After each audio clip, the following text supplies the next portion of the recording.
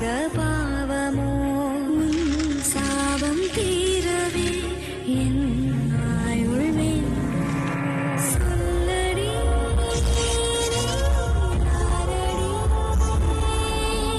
யாரடி மோகினி.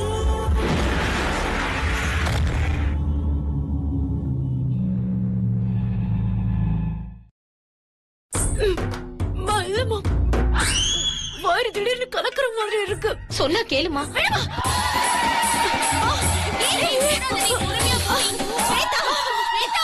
என்னைக்காச்சும் நீ வெளியில பிரார்த்தனை பண்ணி அதை நிறைவேற்றுறத பாத்திருக்கியா? இத பாரு, இனிமேலாவது ஒரு பிரார்த்தனை செஞ்சு அதை நிறைவேற்ற போறேன்னா பயபக்தியோட மனசார செய். தப்பு பண்ணவங்களால மத்தவங்க கண்ண வேணா ஏமாத்த முடியும், ஆனா என்னோட மந்திர வலிமைக்கு அவங்க தப்பவே முடியாது.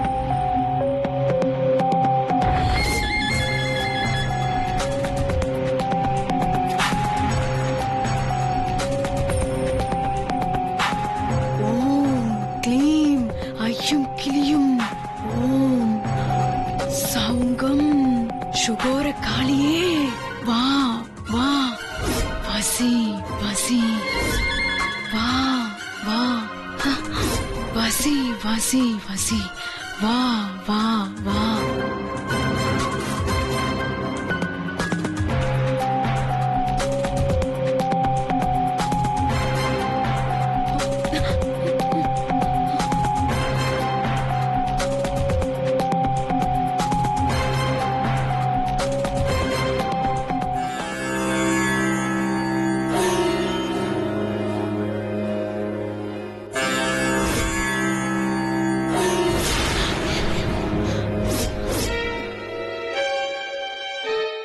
ஐயோ ஐயோ, அந்த ஆள் சொன்ன மாதிரி கலை பண்ணிட்டாலே இன்னும் கொஞ்ச நேரத்துல ரத்தம் கக்கி செத்துருவனா?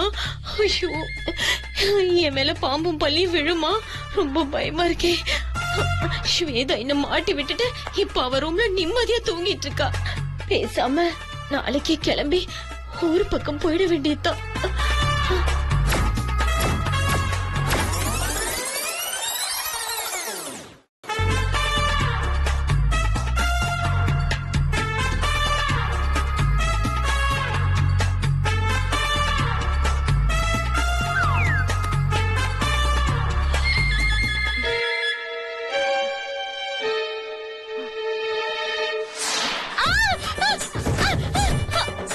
ஐயோ, நான் இப்ப என்ன பண்றது? அந்த ஆளு சொன்ன மாதிரி ஒவ்வொன்னு நடக்குதே. அம்மானு பாக்காம என்ன சிக்க வச்சுட்டாலே ஸ்வேதா.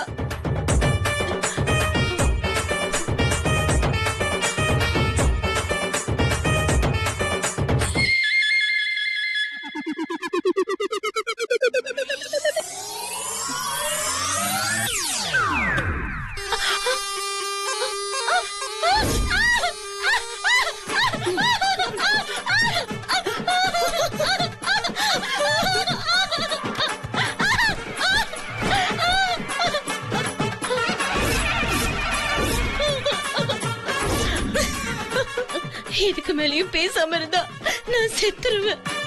என்ன ஆனாலும் பரவாயில்ல, அந்த வெண்ணிலா எழுதின பேப்பரை கொண்டு போய் அந்த இடத்துல வச்சிட வேண்டியதுதான்.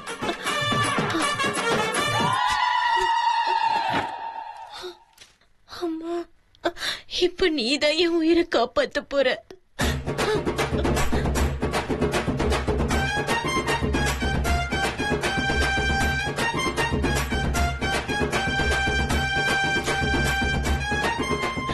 உண்மையான பேப்பரை கொண்டு வந்து வச்சுட்டேன்.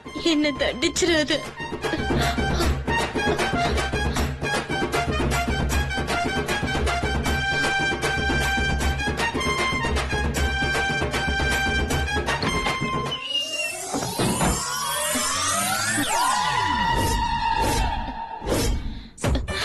இங்க பாம்பு பள்ளி எதுவுமே இல்ல. அப்பனா அந்த ஆளு சொன்னது உண்மைதான். நல்ல வேளை நான் உயிர் தப்பிச்சிட்டேன்.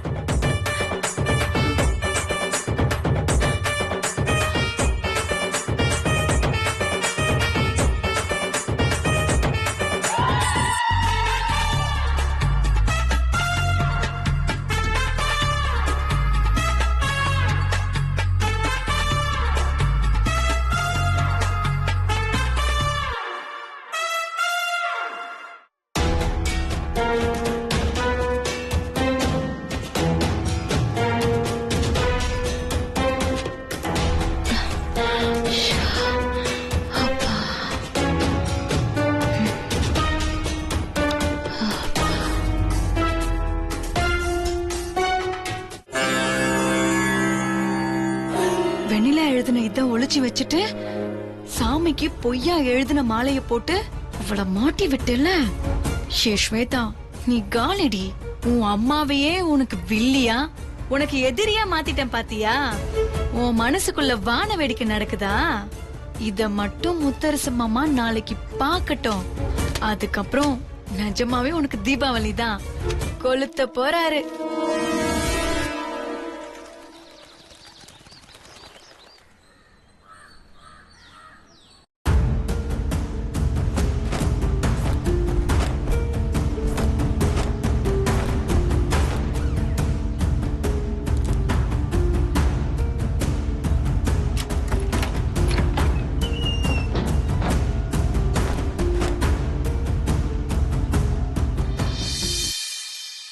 கலை, மாமா, யாரையாச்சும் கொஞ்சம் காஃபி கொண்டு வர சொல்லுமா. நானே எடுத்துட்டு வரேன் மாமா.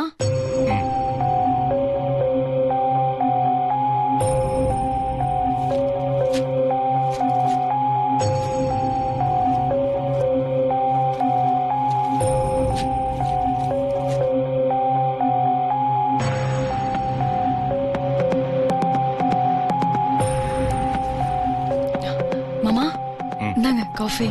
தேங்க்யூ.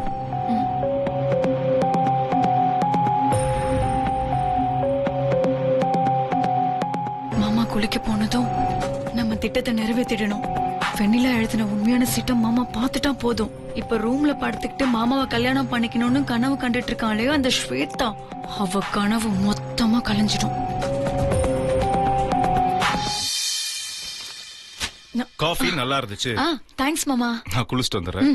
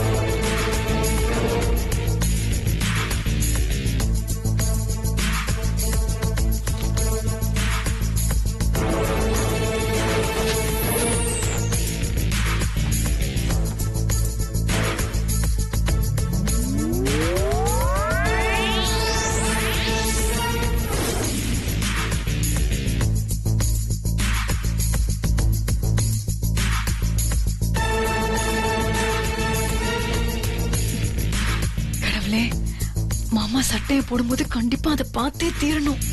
அது மட்டும் நடந்துட்டா போதும். மாமா சீக்கிரம் வாங்க மாமா. அம்மா, என்னம்மா இன்னும் தூங்கிக்கிட்டு இருக்க? எந்திரி.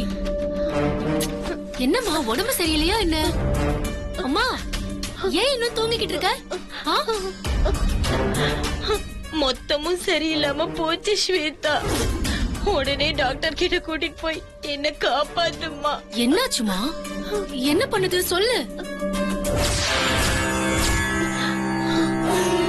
ஏன் என்னாச்சுமா? பதில் சொல்லாம முழிக்கிற? சொன்னா என்ன திட்டக்கூடாது. ஐயோ அம்மா சாமி, சரி முதல்ல விஷயத்தை என்னன்னு சொல்லு. நேத்து நைட்டு கிச்சன்ல இருந்தப்போ கலைக்கு போன் வந்துச்சா.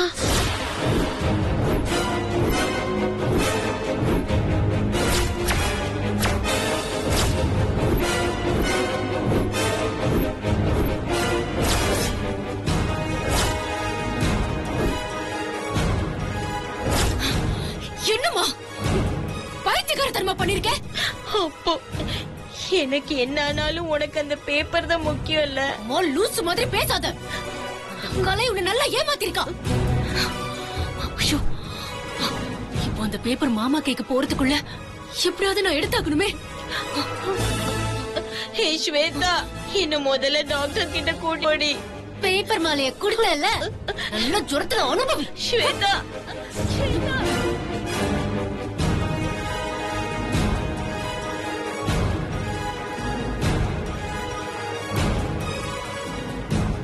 கலை மாமா ரூம டென்ஷனா பாக்குறத பார்த்தா அந்த பேப்பர் மாலைய மாமா ரூம்ல வச்சுட்டா போல இருக்கே. ஐயோ, அதை எப்படியாவது மாமா பாக்குறதுக்கு முன்னாடி நான் எடுத்தாகணுமே. இவ வேற இங்க நின்னுட்டு இருக்காளே.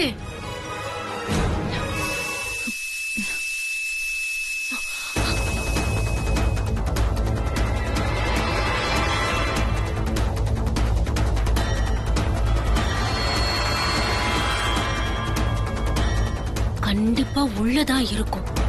எங்க எங்க வச்சிருப்பா?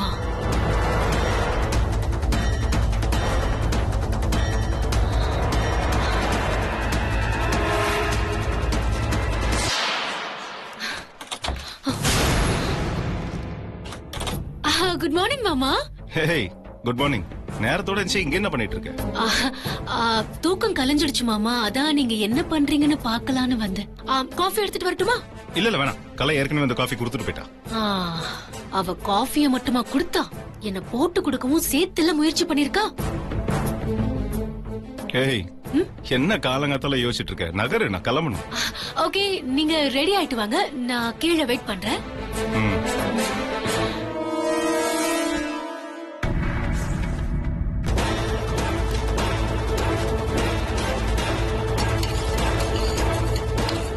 என் தூக்கம் மட்டும் கலையலனா என் கனவு மொத்தமும் கலைஞ்சிருக்கும். கலை, என் கூட நேராவே மோதுறியா? இனிமே உன்னை விட மாட்டேன்டி.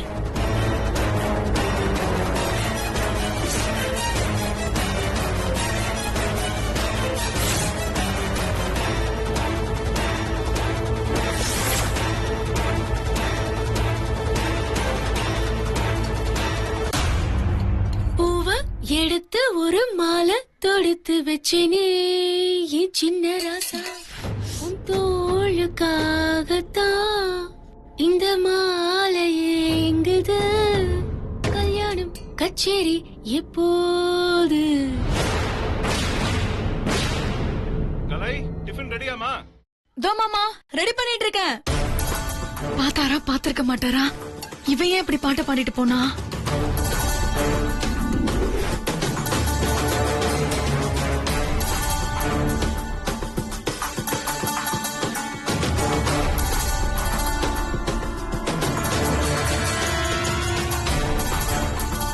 ஹே, என்ன ஸ்வேதா, காலங்காத்தால பின்கட்ல உட்காந்துட்டு தீப்பெட்டி கேக்குற?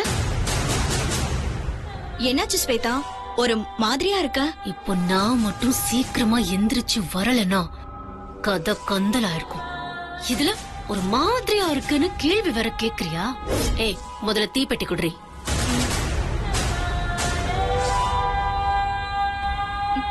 ஏய், இத கொளுத்தவா போற? ஆமா, எனக்கு இருக்கிற கோவத்துல இது தானா எரிஞ்சிருக்கும். கண்ட்ரோல் பண்ணிக்கிட்டு வெயிட் பண்ணிக்கிட்டு இருந்தேன். கலை இதை எடுத்துட்டு போய் முத்தரசு மாமா ரூம்ல வச்சிருந்தா.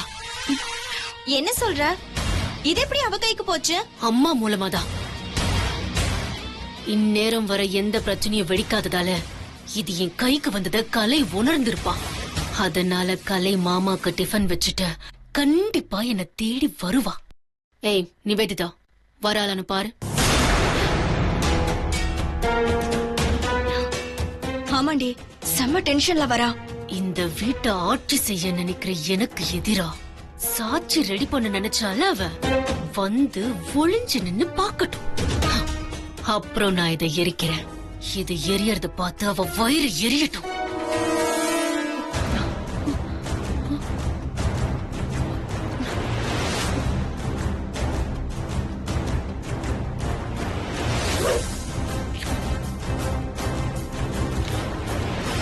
பத்த வெடி.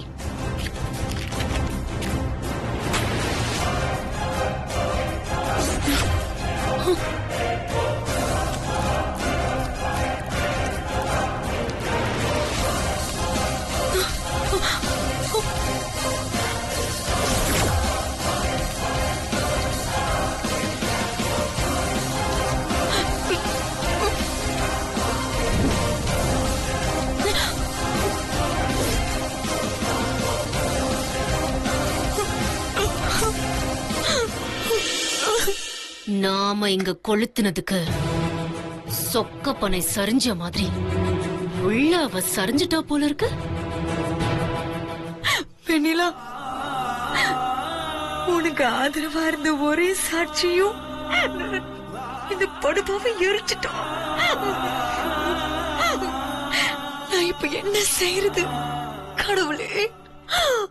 இது மொத்தமும் அந்த வெண்ணிலாவை காப்பாத்துறதுக்கு தானே கலை பண்றா. யாரு நினைச்சாலும் காப்பாத்த வர முடியாதபடி வெண்ணிலா கதையை இன்னிக்கே முடிக்கிறேன்.